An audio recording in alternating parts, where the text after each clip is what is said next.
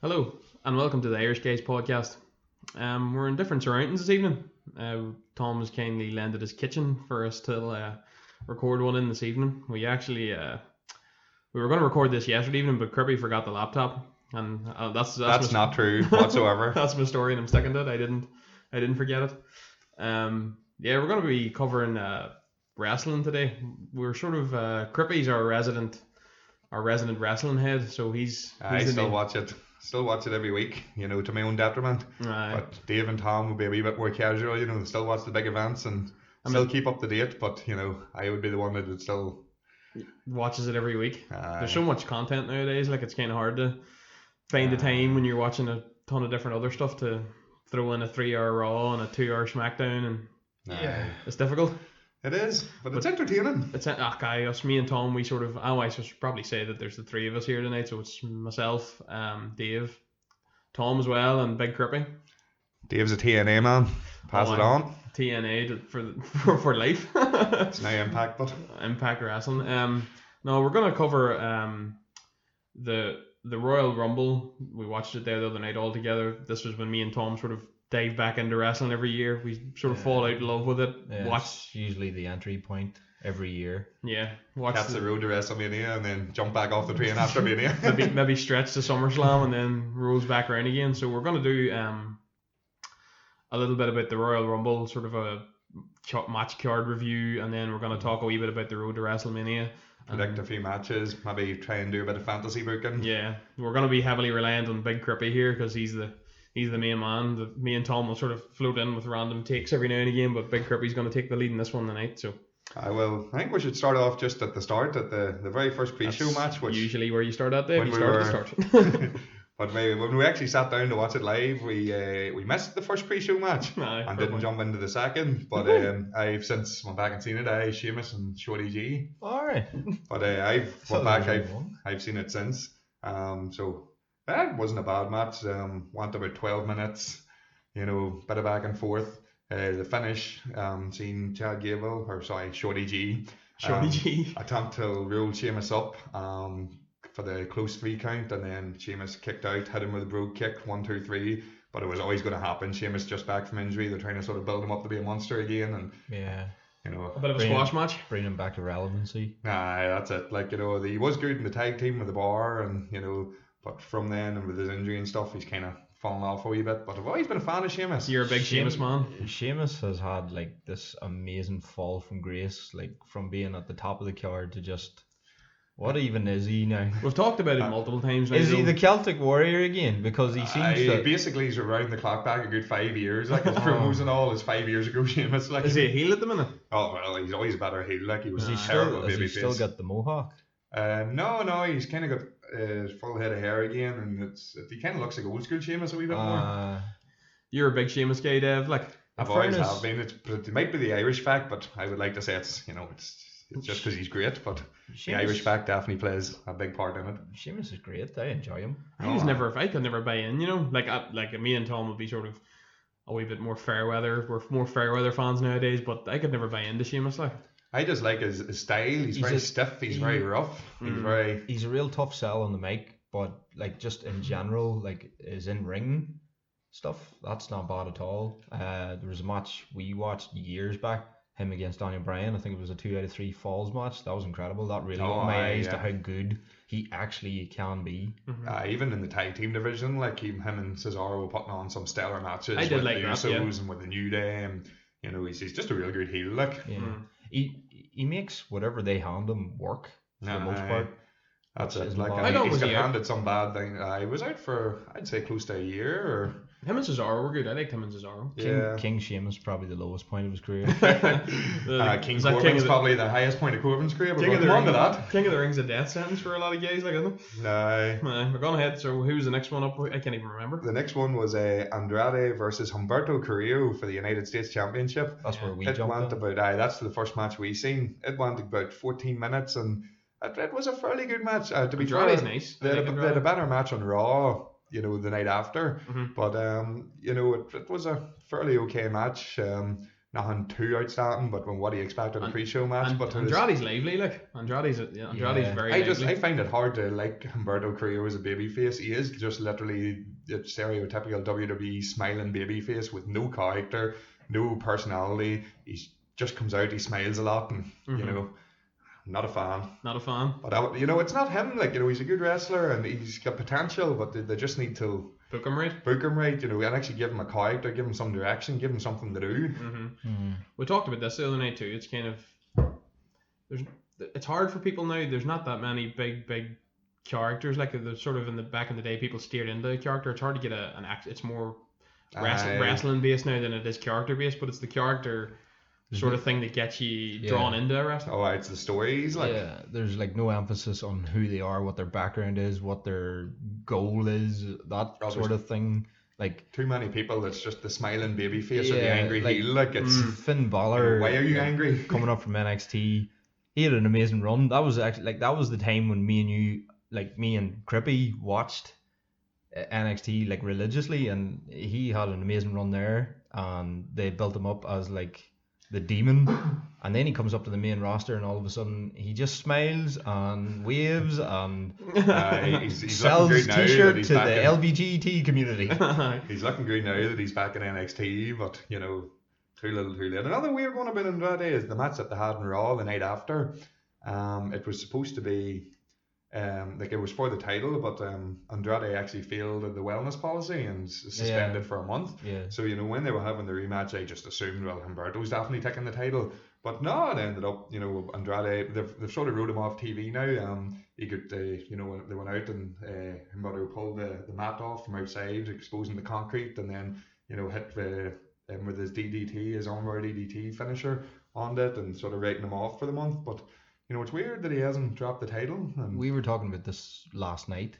I think it's just because it's his first offence. And look at how many opportunities they've given Randy Orton, and he's failed it twice now. The WWE wellness, Charlotte's fiance helps too, The wellness policy in WWE is possibly the most questionable grey area. It's all grey areas. Yeah. I mean, Vince, back in the day was supposedly, air quotes, selling drugs till, or like steroids and things to his wrestlers, and like encouraging them all to take steroids. Just look at them like they're massive men. Well, back then, in the 80s, it was just a pile of massive men. It's a lot more athletic now and a lot more, more wrestling. Yeah. But the next match on the card, this is the first one. This is the first match on the actual card. After the pre-show ended, it was Roman Reigns defeating Baron Corbin in the Falls Count Anywhere match. The finish, I thought, was quite good. The spear. It was lively. It got the crowd into it because of they spent most of the match in the crowd. It was a good change of pace where it wasn't all in the ring. It took they were brawling all around the crowd. The Usos came out, and as did Dolph and Robert Roode, and I'm never forgiving them Jimmy for Ortiz dive off the. It was an elevated area diving onto them. It was there was good spots in the match. It wasn't a bad. It was probably the perfect match to open it. Like it got the crowd involved and things out in the area. This is the point where Tom and Crippy started to flip out because they were like, "All right, Roman Reigns is on the first match on the main card. That'll give him plenty long enough time to be the winner of the Rumble." I was completely convinced he was winning the Rumble, as was probably most people watching it. But we'll get to what happened in the Rumble later. But it was it was a great surprise. But the Roman King Corbin, I think, was the thing that sort of dragged it down too. Is that rivalry feels like it's been going on now for about 4 years. Like, I mean, I am finished watching them two matches. They had another match on SmackDown, and it was a loser eats dog food match. Oh, seeing that he was covered in dog food. It didn't fill me full of, hope. But I'd say that has to be the nail in the coffin on that feud now. But King Corbin, I've actually quite liked him, from he got the King of the Ring, and he's a good arrogant heel. Like, he's one of the few heels that actually wants to get booed and wants to be hated. Like, too many heels want to play the cool heel card. Like, and Corbin actually is a good a-hole. When I was last into Corbin was just kind of the big bad guy, the big bad heel, and a lot of squash matches and things of that nature. But he's kind of steered into being the heel. He does it's most hated or something, that thing that they put up before they come out to the ring. So it's kind of like he's just a dick, and he's good at it. Yeah. I've very little to say on it because I've flitted in and out of it. I haven't really seen much or any of his run. I just take, what do you say on board, and I'll roll with it. Well, the match went a good 20 minutes, and I thought it was a hot enough opener. It wasn't the best match you're ever going to see, and it's a storyline that's been dragged out, but it's not unlike WWE to do that. Oh, why Tom's going to be heavily negative in this podcast. I'm a very jaded wrestling fan at this point. But it was a hot enough opener, and it was probably the right result in the end, Roman winning. Although I couldn't enjoy it because I just feared what was coming. But I was wrong, and I'm happy to say I was wrong. And then that was followed up by the Women's Royal Rumble match, which I thought was quite entertaining. It had a few sort of surprise returns and a few sort of star-making performances. We'll just go through the order quickly here. The first one in was Alexa Bliss, and followed by Bianca Belair. They were the two that started. Now, Bianca Belair had a star-making performance. She eliminated 8 people, which that was is really a good, record. Yeah. And, for you guys, that was your first time seeing her, she was fantastic. She was very good. Not my first time. Oh. I think I had seen her maybe in an NXT takeover before, but yes. that was very limited kind of capacity. I had never really seen a whole pile of what she can do. She was damn good. She was yeah. the highlight of the whole one. It's her attitude as well. I love that. She's just a bitch. But that's a good thing about Rumbles too, is you can have a star-making performance in it. You don't have to win. You don't have to win it. Like her coming in second, she lasted 33 minutes. She eliminated 8 people, and she had some of the most memorable spots. All her power moves, and I think she's a bright future. There's so many ways to get people over in the Rumble. Like there's the elimination thing, then there's the eliminating the favorite, then there's eliminating the big bad guy. So you can Plus you can set up a load of storylines within the Rumble too, then there's the longevity one too. Who's in the Iron Man's always a good one. You don't have to win it if you want near an hour. Definitely. Yeah. And then next up was a Mighty Molly. I loved that. I popped for that. I enjoyed that. I thought that was fantastic. Yeah, it was something else. But she actually, the other returns that we'll get to later arguably did better. She's definitely in the worst ring shape out of. You don't want to get too much on her case. Fairly enjoyable. And then next up was Nikki Cross, Dave's favourite wrestler. I'm with you. I can't stand her. No, I really can't look at her. No, I don't know. I can't buy in. I can't buy into Nikki Cross at all. I wouldn't say I'm a huge fan. I like what her and Alexa Bliss have been doing and the sort of tag team run and stuff. But at the same time, she's a decent wrestler and all the rest. It's just her character worked a lot better for her. She's playing the same character she did when she was in Sanity, and it worked in Sanity because they were crazy. Yeah, it doesn't work now that she's on her own running around with Alexa Bliss. Yeah. Nah, that was the faction, wasn't it? That they all had paint and stuff, wasn't it? It was sort of Eric Young, Alexander Wolf, Killian Dean, and that's maybe not who I'm thinking of. No, but they were basically just crazy. I think I had seen her in an NXT takeover or something recently enough, and I just couldn't buy in then. Yeah. But aye. And then, do you know? I actually think you seen her in the previous year's Rumble. And that might have been your first time seeing her because I remember you having a very adverse, sort of reaction there. So you did not care for her at all. But next out was Lana, who actually cut a promo on the way out of the ring. And Lana's still doing things. And I love how they've just phased out her Russian accent. Typical WWE.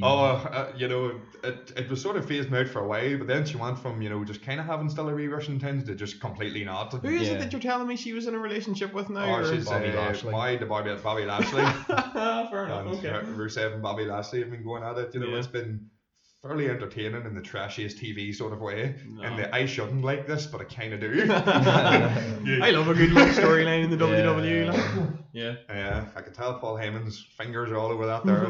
He's booking for Raw now. It's hard to beat a bit of Heyman now. Next in was Mercedes Martinez. She's new to NXT. I honestly haven't seen a whole pile of her before that. She was at TakeOver, not wrestling, but she was. Yeah. But she comes in with a big name and things, and I've seen a couple of her matches, and she is quite good. Yeah. Next in was Liv Morgan. followed by Mandy Rose, who had a great spot, the Otis spot, when she was, because they had a sort of love thing going. The And threw when her she was outside the throwing ring. out and then landed, like you didn't see where she landed, and the camera pans down and it was just on top of Otis. That's right. We were totally wondering, has he been under the ring the whole time here, or what's going on? It was a funny spot, like, and then whenever she finally did get eliminated, and then Otis caught her, and then the first, what do you call her? Partner Sonya Deville off as well, and that was good. That was good. It's you need a wee fun spot like that. You do need like, something different too. Like. Yeah, that's it. You could so easily botch that one too, like, because you're falling onto the ground, and like if you accidentally rolled off or whatever. But I think it helps probably that he is so massive. He is just such a large human being. It's a large I surface know you area. maybe haven't seen much of him either, but he's so entertaining too. The man just oozes charisma. Like, I've seen bits and pieces. It's him and another guy. They make up Heavy Machinery. Tucker. I don't know enough about them, but I've seen bits and pieces. They're definitely entertaining. Mm-hmm. Next out was Candice LeRae. She looked quite good in it. She was only in it for 9 minutes, but she's a real good wrestler, and good to see her get a call up. There was a lot more NXT ones in the women's rumble, but of course I probably need more padding out than the men's rumble. It's just a thinner roster. That's it. The women's Next division out was Sonya Deville. Then Kairi Sane, although Kairi didn't do a whole pile, which wasn't great. I'm a big fan of Kairi Sane. I'm glad she's moved past that silly pirate gimmick. She had a silly pirate gimmick. She did. All I enjoyed of it. them Japanese female wrestlers have silly gimmicks. She's very good now with the Kabuki Warriors. Like, they make good heels, her and Asuka, like, and they're quite terrifying too. Like, fair enough. And next out was Mia Yim, then Dana Brooke, per Dana. And then Tamina, who came in and lasted 39 seconds. I was expecting sort of. And then that was a big standoff between like her and Bianca Belair, and then Bianca Belair eliminated her. Bianca Belair had a great. I love how great Tamina every year is just fodder for anybody. It's just who's the next big tough person? Toss out Tamina. Yeah. And then next out was Dakota Kai, who have enjoyed her heel turn, but again she didn't do a great pile in the Rumble. And then next out was Chelsea Green, who she was eliminated super fast. What does it say? 12 seconds? I have seen her in the Indies. I actually think they should have carried over her like persona that she had going in the Indies, that hot mess character. Like, I enjoyed that. I seen her in I think it was like a fatal 4-way match that involved Tessa Blanchard. Is that how you pronounce her name? Yeah. It was pretty good. Next out then was Charlotte Flair, the eventual winner. Dave's favourite. I don't know what it is. I just can't stand Charlotte Flair. Charlotte Flair's real good. She's an amazing wrestler. Amazing athlete. Oh, I know she's good. My God, I agree with you wholeheartedly. I'm sick of seeing her. I've been away from it for years, and she's still at the top. This is coming from me and Tom, who are definitely Fairweather fans, but I just can't get around Charlotte. I don't know. I just can't get around Charlotte Flair at all. But then you have wrestling fans that complain about 50-50 book it all the time, and then when someone actually is booked like a credible threat, they complain because they're always booked to win. It makes no sense. I think it's a John Cena thing. She's got the John Cena. I love Cena. Don't you start. I know, but it's like you appreciate it after. There was periods of Cena's run that I started to really get tired of Cena, but when you're in the midst now, of it. Now that he's gone, I can think back and be like, if WWE could just sort of get out of that rotationary thing they're in, where they basically just feel like they have to force feed somebody down our throats for us to enjoy them. Like, they're making the adverse effect. We hate them. We want the other people that aren't getting the serious push to win. Yeah. I agree with that too. Next out then was Naomi, the return, and she got a great pop. It was good to see. Yeah. And she actually. I love Naomi. She's not going to be getting a Rumble match, I doubt, but she seems to be Bayley's next competitor. I really like Naomi and Bayley. SmackDown and sort of squared off against Bayley, and so that looks like that'll probably be the maybe do it at Super Showdown, although not likely with Saudi Arabians and the whole women thing. So it'll likely be an elimination chamber. I think you've just killed our Saudi Arabian market, Dev. Apologies to any Saudi Arabians out there. It's your government's fault, not mine. We're never getting a show in Saudi Arabia. Irish Gage Podcast Live's never getting a show in Saudi Arabia. That's where the money's at. Sell out, Dev. That's true. Go on ahead. Next out was Beth Phoenix, who had a real good Rumble. She she was in it for 23 minutes, but God, do you remember that gash on the back of her head? That was worrying. Who was it that we thought was cut? Because it was Charlotte was like fighting with her for a while. Yes. You it was seen down the her blood in arm, Charlotte, and you yeah, were thinking, yeah, you know, yeah. Charlotte cut herself, and then you Did just seen she? the back of Charlotte Beth's busted head. her nose during the match, and we thought that's what it was. Yeah. We thought like, wow, that's a real bad. Like she must have broke her nose. Maybe like the amount of blood coming out, and then you noticed Beth, the back of her head. But she did, like, you know, I remember Beth, like, you know, she was in number 19, she lasted 23 minutes, but that was pretty early on. She could bust, like, and then for her to continue the match and have all them like cool spots with like Natalia and things, and you know, just the consummate professional. Like Beth was, I suppose you could dub her the Iron Woman. I know maybe she didn't last the longest, but just in terms of like just sheer persistence and, you know, carrying on, like not letting a plus injury. I think we discussed it when we were watching it, but you know, do you ever just think, you know, Beth was in the wrong era? Like she came in the height of the Divas era, and if she was in it now, like, you know, she would be a star, like an absolute star. Main event and pay-per-views and everything, like she's absolutely. Next out was Toni Storm from NXT UK. Quite like Toni Storm. Then followed by Kelly. Perfect. I could have done without the Kelly return. Like, you know, she's not exactly a pioneer, a legend of the, you know, the women's division, but then again, she was entertaining at times. And the less said about Kelly, the better. That's true. I think we should move swiftly on. Next out was Sarah Logan, Queen of the Jobbers, lasted 28 seconds. Yeah, that poor girl, her wrestling personality has not changed for years. What is she? What does she? She just comes out. She's in still like the a member of the skin. Riot Squad without the Riot Squad. Next out was Natalia, who had a couple of Natalia's cool spots. Like Natalia's so always solid. been a solid hand. Oh yeah. But, you know, her and Beth Phoenix, you know, and then Beth Phoenix eliminating her was quite interesting. Good, like them teaming up and going around. And then next was Xia Li, followed by Zelina Vega, followed by Shotzi Blackheart. Now, I can't say that I've seen too much of a Shotzi Blackheart before. No. I think she's relatively new, but You've just named several women there that I Zelina Vega, that's Andrade. Oh, I know her, but just in terms of like ring work, what you've seen? Can she do anything? Is she better than Lana? Well, she's better than Lana. She's actually quite good in the ring. She's had some good matches and stuff, but, you know, her character work sort of. But I could see her being like an AJ Lee. You know, AJ Lee was like a character for years before anyone realised how good she was in the ring. You just need the opportunity for a lot of these people too. That's it too. Next out was Carmella. Dave, you're a big fan of Carmella? Big fan of Carmella. Yeah. Really like Carmella. Followed by 28, Tegan Knox. And then 29, the most controversial entry, Santina Marella.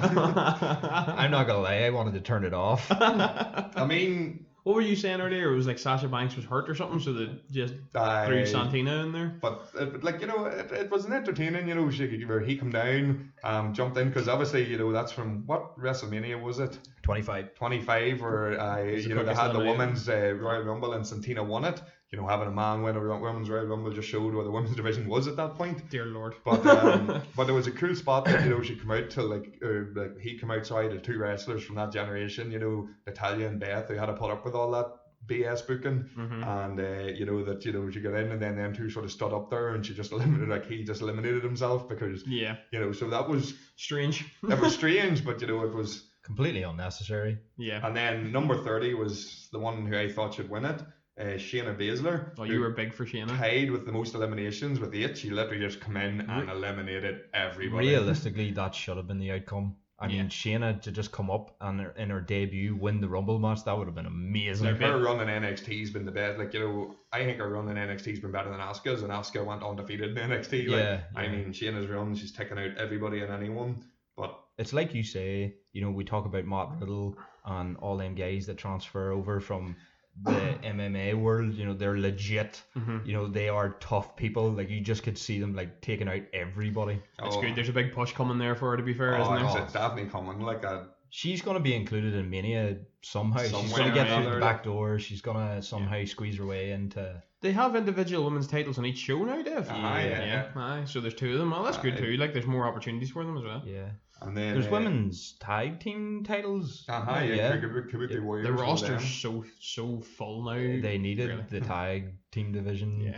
Just to give more opportunities. Yeah. You could nearly argue they could almost like create like a mid-tier sort of title for them, you know, Yeah, kind as of well. on par with the You could the AC roster's or the US roster's so title. full. Although you full. need probably a few more in it because, you know, there is a lot of great women's wrestlers in WWE, but on the main roster itself, it's limited. Like, and maybe in a couple of years, once, you know, all these NXT ones have come up with a new crop as an NXT, then you'll have the star power to possibly have a mid-card title, but now it's sort of, because you see a lot of the champions, like the same faces. the same matches, you know, there's a lot of the same matchups happening that you've seen plenty of times before. Yeah. So, you know, they'll need the influx of new faces before a mid-card title can come in.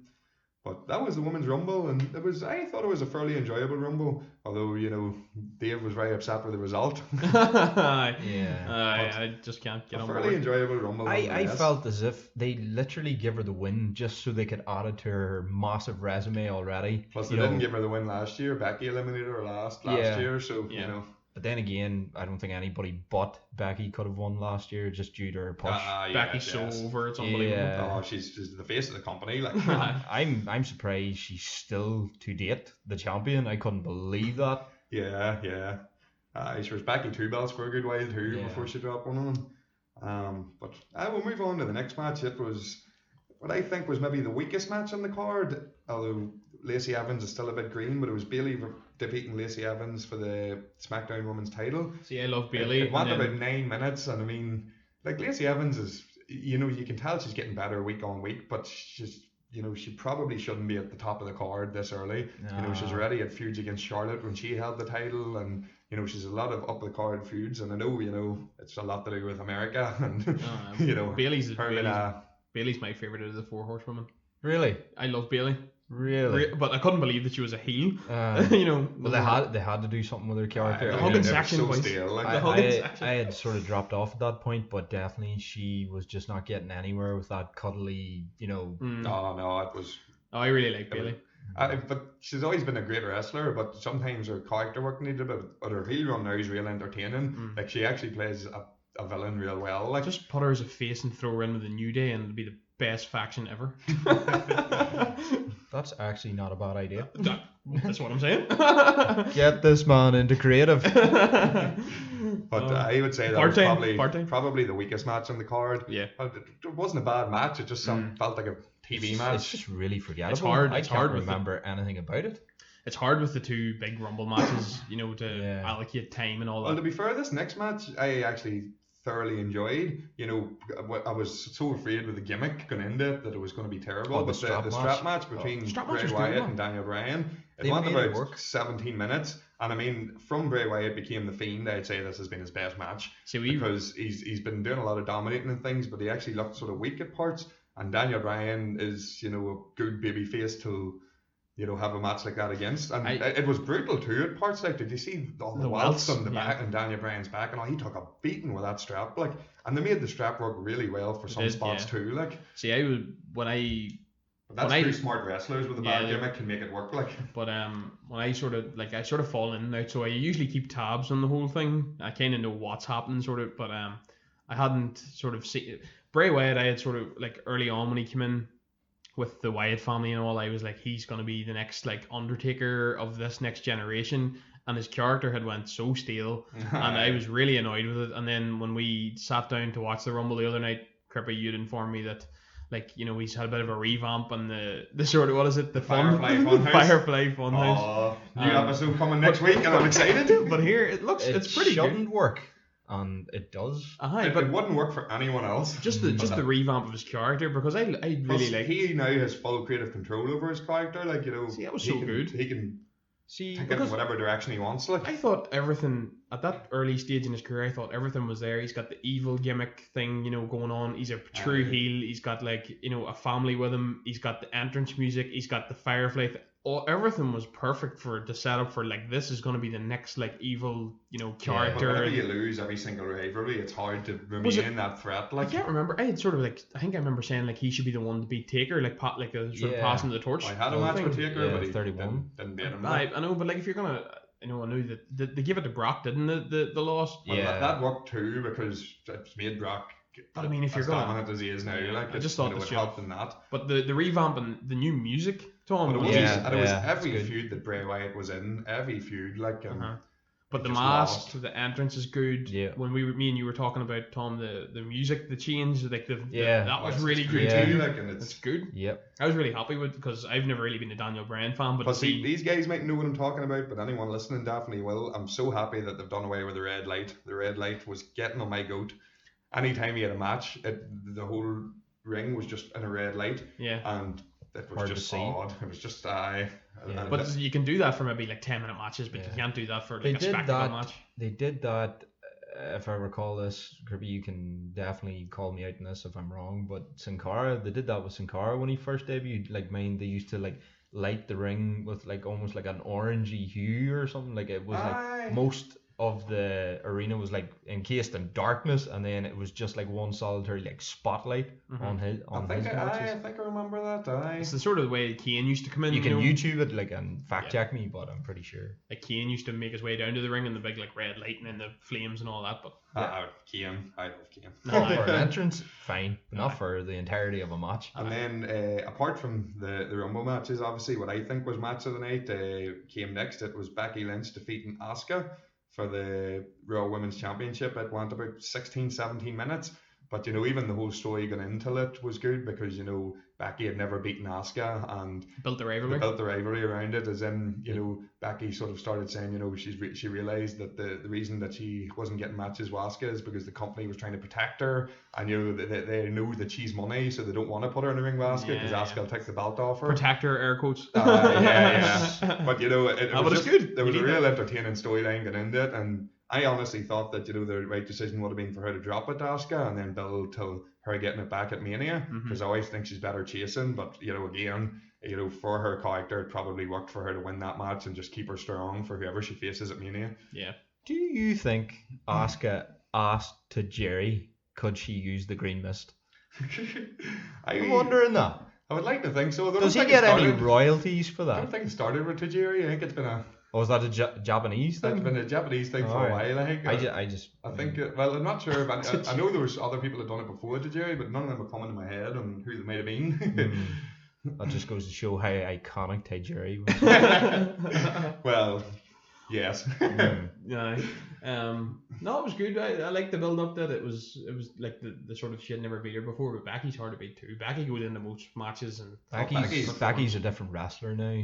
She's the most over there, and she sort of realizes, I have a live mic, I can say what I want, we don't have to read these scripts, like I can go out and say what I want. Punk vibes. Yeah, of course our bias is going to come through here because we're all Irish, obviously.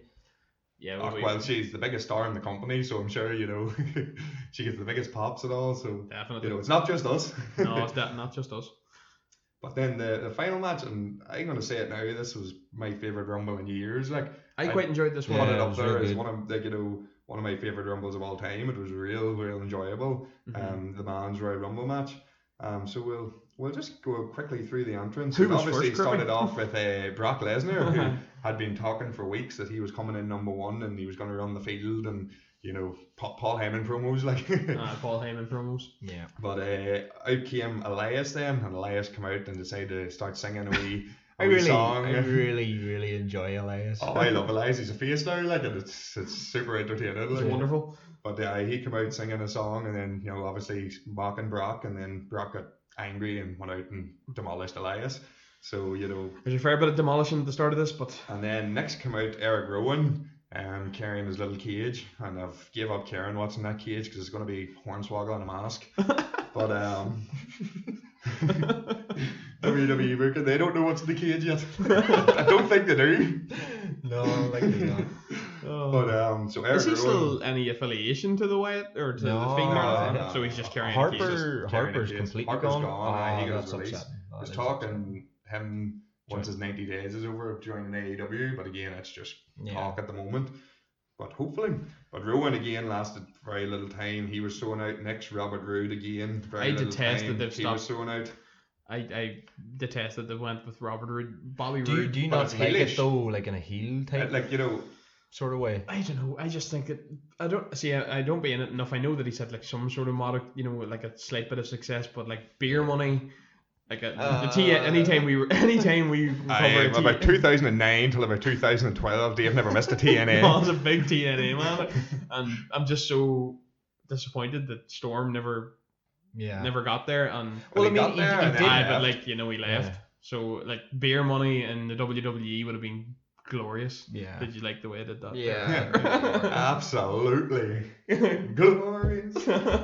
But next out was John Morrison, who unfortunately The didn't last shaman very of long at all. sections. You love John Morrison, Tom? I do. I like a little bit of Johnny And Mundo. then number 6 out was Kofi his Kingston. Latin was pretty, like the way that Brock actually eliminated Oh Morrison was yeah, really cool. like on his ankle. Yeah, it was. Although he is the type of guy that he falls like that all the time and is able to walk away from it unscathed. It was definitely one of the cooler eliminations Brock had, just with like sort of belly to belly over the top. To be fair, I enjoyed Brock's run at the start. We were all sort of we were complaining iffy about it, just. But then once the actual when story you don't was know told, the bigger picture, when you don't know the bigger picture, it's easy to complain. But yeah. once the actual story was told, it all made perfect sense. Yeah, it was good. It was a good build up, like, because we were all sort of like, oh, Brock's doing this thing where he's just eliminating everybody. This is slow, and because it went on quite a length of time too, and then but then once it came around to the end of it all, it was pretty good. But number 6 out was Kofi Kingston, and obviously with him dropping the title to Brock in such a short period of time, it would have been nice to see him get a bit more revenge, but he did last, a good 5 minutes. He lasted a while, and then next out was Rey Mysterio, and then the two of them were taking on Brock and beating him down. Yeah, that was the first sort of time the Brock ring, looked a bit, and then next out was Big E, and sort of the three of them all teamed up on Brock. But then I have Brock, so much love for Big E. so Big much E's love. the There was that cool spot too where like Big E was down his hands and knees in the ground, and like Ray went and kicked him, and then it was like Kofi was lining up to do it too, but then Brock came out of the corner, jumped over Big E, and it was like a flying clothesline type thing. It was quite cool. But then Brock ended up eliminating Kofi, eliminating Ray, and eliminating Big E. Next out was Cesaro, who didn't last very long at all. Cesaro came out and I hated that. I would like a wee standoff between them two, because Cesaro was that. naturally so strong. See, too. like a real proper show of strength between them two. That would have been maybe my way of booking it. Like I would love to see them pair, because realistically, we're never going to ever see Cesaro at the top of the card, and he's never going to be... a couple of back-to-back verticals, but like one guy verticals somebody, and then he just verticals him back or something would be cool. Yeah, it would be cool. The next entrant, number 10, was Shelton Benjamin, and I quite enjoyed that. Like, it was it was a callback to they were were training together, and they were in college together, and they were they're genuinely our friends. The absolute amount of sweat. And then he comes down to the ring, and Paul Heyman gives him a big hug, and you and Brock will team up here, and he goes into the ring, and then at this point the amount of sweat that was coming off Brock Lesnar was inhuman. He was literally soaked at this point. Oh, he does serious sweat in that man. Yeah. But then of course, Brock and Shelton decide, right, we're going to team up and take whoever comes out next out. Shelton does the, he's obviously never watched wrestling before. he turns his back on Brock Lesnar, and Brock just grabs him, hits him with a German, and eliminates him. Yeah. Number 11 was Intercontinental Champion Shinsuke Nakamura, who again lasted 20 seconds, come in, got one or two kicks in, and then was grabbed, suplexed, thrown out. Yeah, that was a bit annoying. I really like Shinsuke. And then, especially, like, you'd think after, like, Brock being in Japan. Oh, he's dropped the title now, Shinsuke, too. Braun Strowman took it off him. Oh, really? Oh, right. Okay. Braun. I like Braun, though. Braun's got, like, for the, giant, he's very fast. Braun had no business being as over as he is, and he deserves every bit of it. Yeah, he does. Plus, he's improved rapidly. Like, when he first came in, he was just a big lumbering man who walked around with the Wyatt family, and now he's a real good wrestler. Like, he's come on leaps and bounds. He's done very well. Next out was the returning MVP. Well, this might have been the low moment of the night. I was happy to see him. I was happy to see him, and I thought, he wasn't in the Rumble that long for me to realise how much he's lost it. But then, he had obviously had the match on Raw with Rey Mysterio, and he's lost it. Any wrestling ability he previously had is gone. I might stay away. We're not going to see him in WWE for a long time. I might stay away from watch now. I want my memories of MVP to be good ones. Balling. Baller. Yeah. But next out was Keith Lee, who actually he lasted 3.5 minutes, and he got a few spots with Brock. He came out and he hit Brock the big shoulder, and Brock lay down looking up, a wee bit almost worried, like, who's this big guy, and a bit of a back and forth. That was good to see, because if Keith Lee come in and his first sort of... Keith Lee was the one that you were mad hating about coming? I love Keith Lee. Like, I would like to have won it. Like, I don't watch that WWE Fox show, but you know the Backstage. Punk is like a pundit on it. He said Keith Lee was his pick to win the Rumble. So Keith Lee's. He looked real good. There's a huge push coming for Keith Lee. It just hasn't came yet. Well, he is the North American champion. Like so, I mean, you know, he's clearly getting some success. Does he have like a background in like football, like American football, or like he looks like he could be like a lineman? He does, but because he's got serious athleticism about himself. But his speed is ridiculous, like, and his his agility, like, you know, he can do cruiserweight moves as a there's not many heavyweight. Like, there's not many fellas that can make Brock Lesnar look small, and plus and it was good, you know. Brock does credit whenever he's interested in something, he'll sell. Like, you know, Brock will do a sell for you, and he made Keith Lee look real good, but then when Brock cares, his matches are probably the best on the card. He's stiff like and stuff, but like he's entertaining to watch. Like, he has to make it look like the way they book him. He has to make it look like, even like if it's like Rey Mysterio hits him with a couple of things, he'll sell the wee touch, but it's not. You know, he plays into the I'm the beast, like, so it's like it's gonna have to be somebody that's as big as me, as strong as me, that's gonna hurt me, sort of. Although in saying that, he put on one of his best matches I've seen ever was him and AJ Styles, and he sold for AJ Styles all match long. Like, and him and AJ Styles had a barn burner of a match, like TNA Invasion, boys. You know, AJ Styles, you know, there was times in that match I thought AJ had him beat, like, and then, you know, obviously he didn't, because, you know, because Brock. But you know, it's not even like that. And then even at Mania, like, he was selling for Seth Rollins and all. Like, you don't have to be Braun Strowman size. I mean like you have to be sort of, statuesque. You have to be like these guys aren't small either. Like Seth Rollins is a big dude. AJ is a small guy. But like AJ is quite built, but I know he is a bit more athletic than 5 foot Rey Mysterio against 6 foot whatever Brock is. But next out was Braun Strowman. So Braun Strowman and Keith Lee were in the ring for a while. They both sort of teamed up on him a bit, you know, tried to take Brock out, but then he had the double elimination on them, didn't he? Brock, then, you know, stupidly they decided to start fighting each other, you know, and just leave Brock in the corner, and then Brock comes over, double clothesline over the top rope. We popped for that, I remember. Like, we weren't expecting that, even though it's a very, you know, obvious thing to happen in a Rumble match. That's a big elimination there. At this point, that was Brock's 13th elimination, tying the record, obviously, set by Braun Strowman. Although I know the commentary team brought it up, but, you know, it was quite, you know, because Braun Strowman's came in a 50-man Rumble. Yeah. But him to get 13 in a 30-man Rumble is, you know, that's near half the field that Brock took out. You know, so it built them up well. But then this is where it starts. So number 15, Ricochet, came out. So he stayed in, you know, it was him and Brock in for a bit, and, you know, Ricochet managed to sort of hold on, not get eliminated, until number 16, Drew McIntyre. Don't do that ever again. I love me some Drew. But Drew McIntyre come out. Ricochet is the Prince Puma guy, isn't he? Yeah. I am a massive Ricochet fan. He does things that don't make sense, Ricochet. Like, I actually discovered him in Lucha Underground that way. Like, I didn't realize Prince Puma was Ricochet, but I think I watched a couple of episodes of Lucha Underground. It's actually good. But being out of it, it's kind of weird, like being like a TV series or whatever way the way it's structured. It's a weird structure. But so Drew McIntyre come out. Ricochet and Brock Lesnar the week previous had like a sort of moment in Raw where, you know, Ricochet come out to sort of stand up them, but like, I'm not afraid of you, Brock, and, you know, you think you can come out and bully everyone, but, you know, I'm not afraid of you. And then Brock sort of goes to leave, and then he comes back in and he low blows Ricochet, like kicks him in the crown jewels, and then he leaves or whatever. So it was cool whenever, you know, Brock was standing there and Ricochet low blows Brock, and then, you know, that Drew sort of notices and then claymores him over the top rope. That claymore kick is cool. I popped for that there. I think we leapt out of our seats. Yeah, it was very good. And then the wee sort of stare downs afterwards. The stare down after was great. They're just eyes locked, you know, for the. It's going to be such a match. You started feeling that something might be happening after that, you know. That, you know, they're building to something here. The dynamic completely changed once he got eliminated. At that point, I think we were all sort of Tom and you, Crippy, as well. You were still sort of worried about the Roman Reigns thing, and then it was sort of at that point we were thinking, right, well, Roman will win it, but Drew's the guy that's eliminated Brock.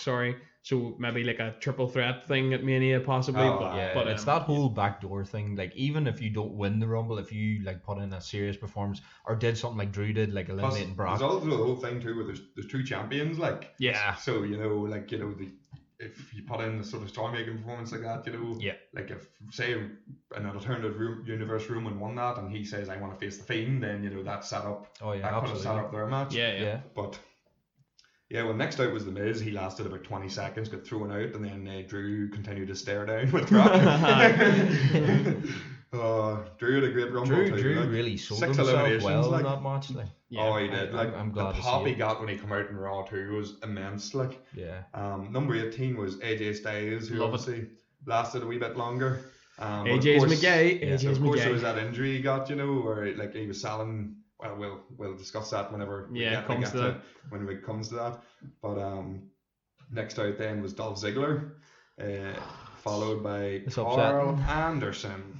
So upsetting. We've got myself and Tom are massive Dolph Ziggler gays, and just always thought that Ziggler hasn't been relevant for 5 years. Like, and he wasn't even really all that relevant before that either. It's Nah. so disappointing. he got very over at one point, but when you hold off pulling the trigger on someone for so long, eventually nobody cares anymore. Like, such a His greatest moment will always be that night after WrestleMania when he Cashed pinned in. Del Rio. Yeah. so good, like so Oh. good. oh, that And the that pop- crowd wanted that more than Aye. anything. I wanted that more than anything. Oh, it was so. I am so sickened by where he's at on the card. Oh, you know what? I think he's too high up the card now. Like, honestly, any It's just a fan jobber, and love it that hurts was me. there is gone. Like, he's I'll always have he time. needs to leave. I'm not saying retire. I'm saying leave for about 2 years. If Maybe he- and then go come to back. New Japan or go to AEW or somewhere else If where you they threw him in like I know this is WWE and all, but if you threw him into like an AEW and you give him a run with like him and Jericho, imagine the Yeah. matches them two Ziggler, guys no, put if on. Ziggler goes anywhere now, he'll be a main eventer. Yeah, straight off the bat. Straight away. Yeah.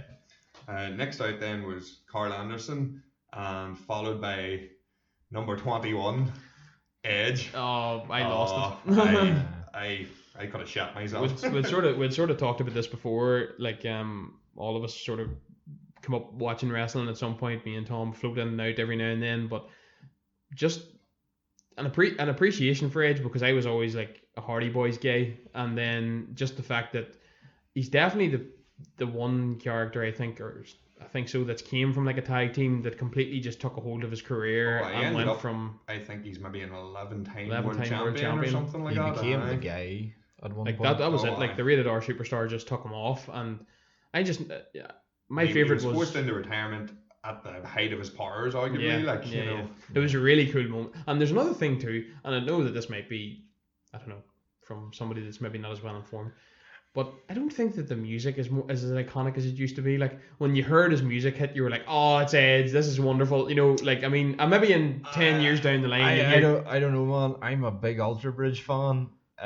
Yeah, that music hits me the same way like every time. I don't Like, know. I actually see like, whenever I heard that, you think you know me. Oh, I yeah. died. Oh, absolutely. I died. because I know that like in NXT and stuff, they've kind of went away from lyrics in some of the music, so it's like a lot of just straight up music for up and coming stars, and I know that might hit like one way or another, but I don't know. I think some of the more aged a bit at this point. I think some of the more like iconic music intros have been from like the Ruthless Aggression era, where there's vocals in it and stuff, and just I don't know, but just a random point. It was great seeing him back, but I mean, he came out and strangely enough, when we were watching it live, the cameraman missed his first spear. Yeah. They've put alternative angles and stuff out there, and it wasn't even Kevin Sure, Dunn's they did fault. the like, exact same thing when AJ came into the Rumble like a couple of years That's back. right, They yeah. they I went remember away. watching Yeah, Reigns, his reaction rather Yeah. than Yeah. AJ coming out. Yeah, Uh, that was definitely the biggest pop that I think any of us have maybe had at a recent Yeah, Rumble. definitely. Here that Yeah. pop was We jumped out of our electric. seats for that. It was number 3, And it wasn't got it? me- Number 3. It got me super. That Edge one got me super emotional too, because when you seen when he come out, like, and it just like panned in his face, like, and he was trying to hold back the tears, like, Yeah. once he He's heard like that breathing reaction, deep he and was stuff like, too. aye. You could see it just meant so much to him, like, it just Your heart's bound to be out there, pounding like. out of your chest too. Like, if that feel good, if you didn't enjoy that feel good moment, then you're not going to enjoy wrestling, and you need to find a different pastime. To be gone from wrestling that long too, 9 years, and you never expected him to come back. And He have didn't said miss this. a step, like. I'd publicly say this right now. I'm not even an Edge head. I wouldn't be an Edge head I'm either. not an Edge fan at all. But it was pretty. But I did like the Rated R Superstar. I thought that was really good. But Yeah. Next out then was King Corbin. Love me some King Corbin. Corbin's good, man. Followed by Matt Riddle, who I was very upset with the treatment he got. He lasted 41 seconds. And I mean, this is going to be your next future star, Bro. Just not good enough. That's the first experience I've had. We watched but he wasn't even in the takeover the night before. He was at that wee bit of crowd work. He was in the Dusty Rhodes Classic final, which was in the Wednesday. Yeah. So that was. They had like a bit of a back and forth. Him and the Grizzled Young Veterans. Yeah. They had a bit of a back and forth, sort of hyping up. He looks like an interesting enough character. Oh, he is. You'll latch on to him pretty quickly. He's fantastic. I haven't seen much of his wrestling yet, but his wrestling's real good. Like, and the fact that he's legit too. Like, yeah, he is a fighter. Like, he's not too dissimilar to Brock. He just throws people. And his strikes are devastating. Plus, I think it's real cool. He fights barefoot, like. That's something a bit different. That's real different, like, and anybody that follows UFC just give me awful like Uriah Faber sort of similarities, except a bigger Uriah Faber's got the sort of California kid surfer thing. He's like a UFC legend. Matt Riddle's just an absolute stoner, like it's. Yeah. And next out, then you had we hadn't even talked about it. Whenever Edge speared AJ and he went for that like real oversell and ended up buckling his arm and just had to call an audible and get Edge to throw him out because he we didn't even notice that in the first watch through. We only noticed it's only when I seen the news that he had injured himself, and then I went back to look out for it, and then I found it. I was like we rewatched that and actually seen it then. Even then we were talking about it too, just from AJ being the sort of experienced style head that he is nowadays, like Corbin came over, but like he talked Corbin off, but then just went straight to Edge to give Edge the elimination, like a small thing that you might not. That's it. Like Corbin goes over to sort of start attacking him, sort of picks him up, and then he sort of says, "No, I can't. You go." And then Corbin sort of hits him one punch and walks away. But he gave Edge the elimination, which is cool. Over to Edge to give him the elimination. Yeah, classy move. AJ's the best. But like whenever at the very start, before you actually seen that spear, like the standoff between them two was, whenever Edge was at one end of the ring, AJ was at the other. The fans were just going nuts. Like that's what we want to see. I don't think AJ gets as much pops. I think he could maybe do with a wee revamp of his music and stuff like that there, but because his intros and stuff. But he's a heel now, like so. But he's not supposed to get as much pops. I know that too, but I mean, you know, rightly at this point, somewhere down the line, now that Edge has signed this 3-year contract, AJ and him have got to go against each other. He came out in his first promo and listed off a pile of people he wants to sort of face against, and AJ was right at the top of it. I've even listened to the ENC podcast of Awesomeness, like the one that Edge has with Christian, and he's like went on multiple occasions on about how much he loves AJ. So AJ's the best ever. It's written in the stars. It's gonna happen, and AJ better win. We'll move on. Number 25 was Randy Orton, and you had that sort of cool moment where like rated RKO and them two sort of had their moment teaming up, and it was the two wrestlers I could care less about, and even I thought it was pretty cool. Yeah, but that moment too, where Edge sort of like Randy sort of looked like he was going to eliminate Edge, and then Edge back and catches him, and then he picked up the shot of Benjamin earlier. Edge ends up eliminating Randy Orton. it was great. It's always cool seeing two vets just have a bunch of fun in the ring. I like that, man. I like that. Cool. I like the sort of culture around it too. The sort of, it is a business and all that, but see when you like listen to like people like Stone Cold talk about it, and like the actual like how you go from doing like putting in the effort and doing all the work, and then you get the payoff at the end of it too. And like it is a job. Yeah. And I know it's scripted and all that, but it's like it's the payoff that you have for that, and then the sort of iconic moments that you have because of it. That's it. It's a lot of fun. Next come out the guy who I was 100% certain was going to win, number 26, Roman Reigns. Oh, thank God. Number 27, seen Kevin Owens. We'll round through these next week quick because they're all a part of each other. So Kevin Owens, Aleister Black, and Samoa Joe was 27, 28, and 29. TNA Invasion, Samoa Joe. Seth Rollins was number 30, but they come out and they sort of further on the feud they've been having for the last few weeks. It's been Samoa Joe and Kevin Owens sort of teaming up to go against sort of Seth and his faction with different partners. Samoa Joe and Kevin Owens is people that you could strap the tag titles on and give them a run. Because we've talked about this a wee bit like off air and stuff about like the depth of the roster and how really good wrestlers like Kevin Owens and stuff might go through barren periods. So if you threw like it was like the Cesaro and Sheamus thing, throw two real legit superstars into a tag team and let them have like a dominant run. But them two like they're sort of similar builds, aggressive styles of wrestling. If you threw them two into the tag team and threw the straps on them, sure. Oh, That'd be a good faction. If they decide to give them the straps and have them hold it right up to Mania and retain it Mania, I'd be happy with that. Yeah. Or win them at Mania. Or that. Yeah. Yep, Because definitely. they got eliminated with obviously Akam and Razor getting involved, Especially and Buddy Murphy getting involved. Them two fellas. Then they all were boxing up the ramp and they were leaving. Them two big fellas they're running with Akam and Seth. Razor. They're like Offers a pain. there'd be four big fellas in the ring. Vince loves big men. Big sweaty girthy man. So that'll be a good, Oh yeah. size. Yeah, absolutely. Yeah, but I think, correct me if I'm wrong here, the final four, I believe, was Edge, Randy, Roman, and Drew. Yeah. No, not Randy. No, it was, yeah. Was Randy in it? Was Edge, Randy, Roman, and Drew, yeah. Oh no, it wasn't, because Rollins was thrown out. Oh yes, before like, had that, the four yeah, in the yes. corners, and He was giving it, I- come on, we'll team up. I really enjoyed that. I thought that was class. Seth's so Seth good. can be such a snake. Oh, he's so good. I love Oh, it. aye. And then when it was him, he just curb stand Roman too. Yeah. And then he goes down the corner and like, because he sees everyone's going to turn on him. He's like, come on, me and you. People need to we'll go back. eliminate everyone and then one on one. People need to go back to that.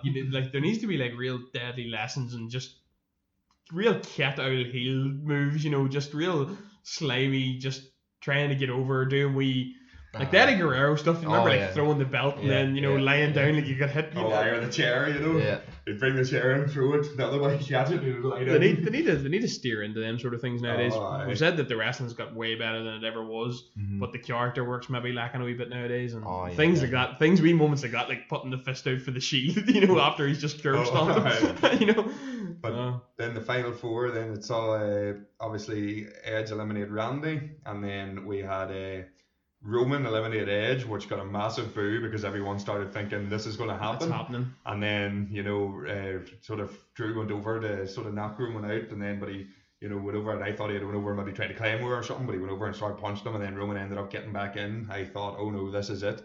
Lined up for the spear, didn't get the spear, ate a Claymore kick, and then thrown out, and I could not believe it. And the crowd absolutely erupted. They went nuts. They went wild for him, Yeah. And we've talked about that too, off air too, with the whole Drew thing, leaving the company and then coming back. He's had such a redemption arc.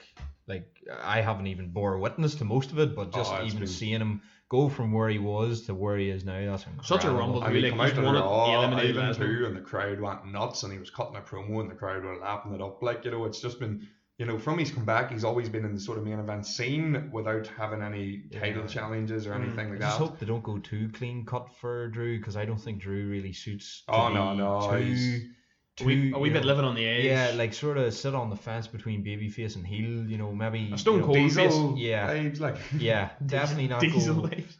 Definitely not go the route, of just smiling babyface. Like No.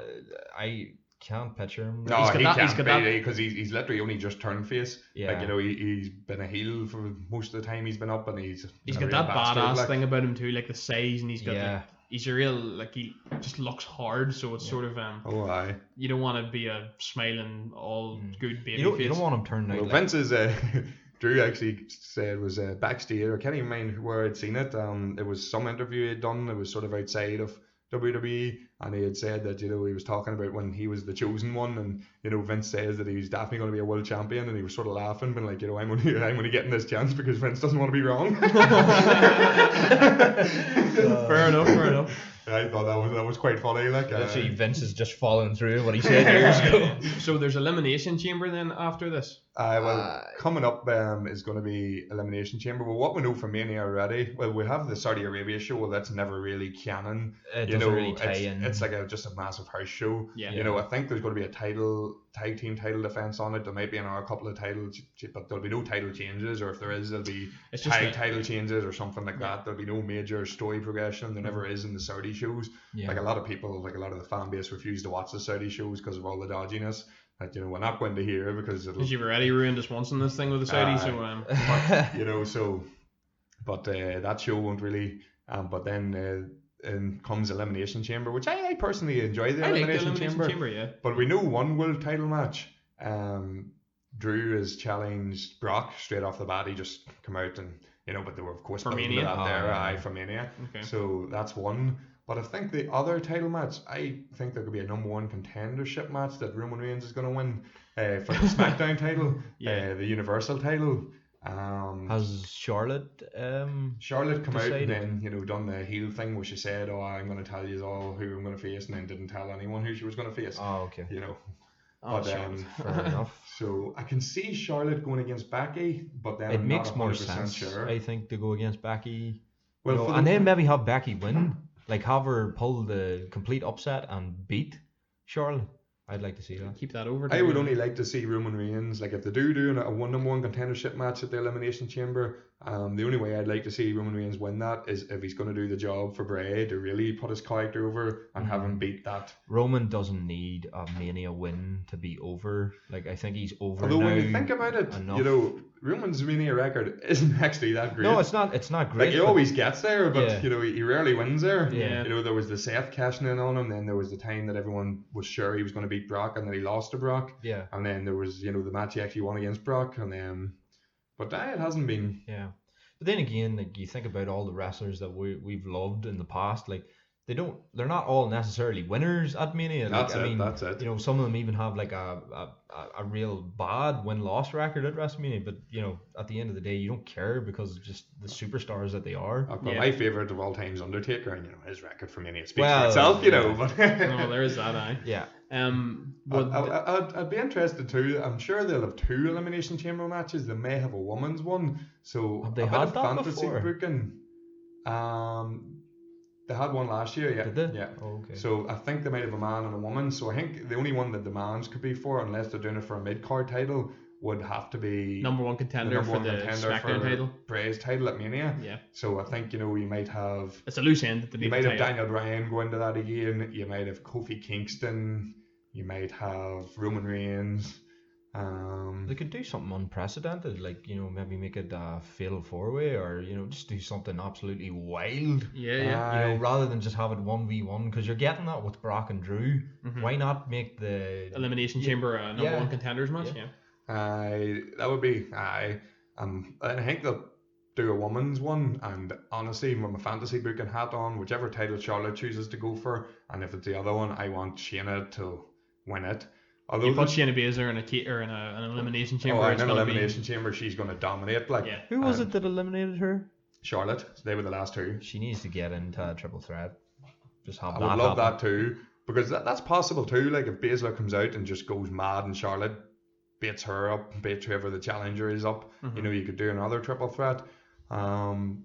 But it would be interesting to see now. There's also been rumours floating about Ronda Rousey was on Corey Graves' podcast there last week. I see. And she had sort of said that she misses it and she misses the sort of fans and the reactions and stuff. And, not that she didn't say that she's definitely coming back, but that she, would like to come back and that's, and things. So you could see her coming back for a Mania match. So they could put her in the Elimination Chamber as well, maybe. Possibly, yeah. It would be interesting to see. No, that'll be good. Well, I think for the other women's title, it'll probably be Shayna Baszler or else Ronda Rousey challenging for it, and then Charlotte will be challenging for the other one. I reckon Bayley and Becky are both going to carry the titles to then, and I reckon The Fiend and Brock are definitely going to carry their titles right the way through to Mania. Yeah, they don't like to switch it too much. They like to keep the build up going the entire time. Yeah. Which kind of takes a wee bit of the edge off the Elimination Chamber match, but as I said, as you were saying, if you do it as a number one contendership, then it means more, if you don't want to change the title. Gives you a reason to watch it. Yeah. It's a bit of a weird one putting it in. I always liked the Elimination Chamber sort of concept, like it was a bit different, but... Because I think it would be really good if they did it as 2 number one contendership matches for the whatever matches aren't set up, like. Yeah. Could be good, like. You need something on the line for an Elimination Chamber, like Absolutely. you do. Especially following the Royal Rumble, you need it to be just as good or not better. And then there's a lot of times to put a title on the line on it, and you kind of know if the champion's not going to lose it, and then if they do switch it, it'll be the guy that beat him or whatever. Yeah, that sort of to them in the Mania match. Nefarious means and whatnot. Aye. Well, we've done about an hour there, fellas. So it's Super Bowl Sunday, and we're gonna have a few beers possibly and watch the Niners and. Go at each other. The Niners and all go at each other here, so probably do a podcast on that. We'll probably do a podcast on that. We'll try and we've got most of our podcasts recorded now, fellas, so we're getting close to. We're sort of maybe thinking not this week coming, but the week following, we're going to be, so it's probably the second week in February. I don't know when this one particularly will be going out. I think we might put this one at the sort of start of our American sports section because it'll be relevant. It's, Mania time. Road to WrestleMania. So we're not too sure how many podcasts we're going to do on wrestling. Like as I said, Big Crippy's the resident wrestling head. He watches nearly damn near every show. If I'm really far off from my predictions, I apologise. If we ever make some money doing this carry on and all that, we'll maybe have you do a weekly wrestling one day by yourself maybe. You would like to hear that, I'm sure. Be in the doldrums of anything after SummerSlam, you know? trying to throw together a good podcast. Well, I'd say we've already discussed that, after this one, it'll probably we'll not be doing any more wrestling until after Mania. Yeah. And then it could probably be SummerSlam after that. But as Dave was saying, if it does sort of pick up and we start doing maybe more, if we start doing we've got plenty of ideas. We've been talking about a lot of different things. Like I was saying, I'd like to cover a wee bit of sort of combat sports, MMA, boxing and stuff too. So we've got a few ideas of what we can do to progress it a wee bit. Like as I said at the start when we've got these recorded, you maybe hear that we're gonna do sort of football, American sports, and then like nerd stuff. So we're getting there, but we're coming closer to the time where we're going to start releasing things as well. So this one might be the first one out. It's our third one recorded. Oh no, it's our second one recorded in the American sports.